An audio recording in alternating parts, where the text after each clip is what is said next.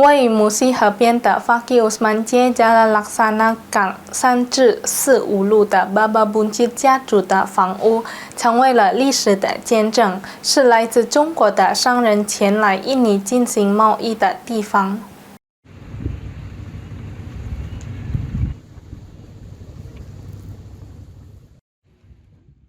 这座已有300年历史的老房子，承载着与来自中国的商人故事密不可分的悠久历史。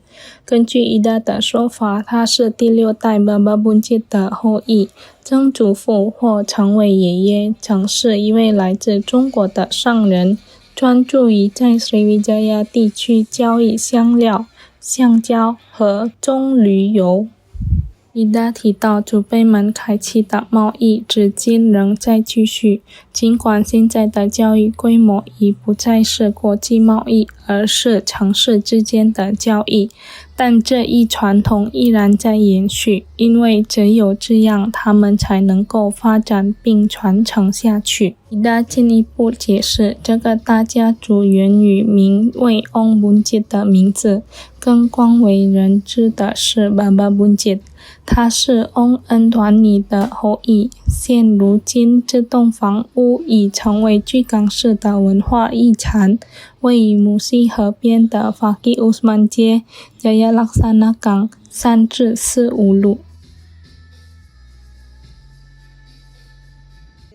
Sudah 300 tahun. Nah, sejarahnya dulu engkong-engkong kita ini seorang saudagar ya, pedagang dari Cina ke sini. Jadi mereka berdagang rempah, terus karet, sawit, dan sampai sekarang pun masih berjalan. Tetapi areanya bukan area antar negara lagi, tapi antar kota kayak gitu.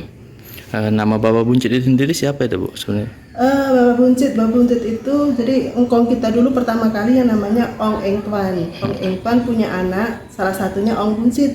Nah, kita pakai Ong Buncit karena memang dari segi nama Ong Buncit itu agak aneh ya, orang mungkin taunya apa perutnya yang buncit atau gimana, tapi memang Ong Buncit ini marganya marga Ong, namanya Buncit, dan beliaulah yang bisa meneruskan usaha orang tuanya, dan sampai sekarang pun masih tetap berjalan. 与此同时，伊达补充到，这座房子位于基港市29伊列地区，成为了Ong Buncit大家族的历史见证。这座房子正是Ong Buncit过去的住所。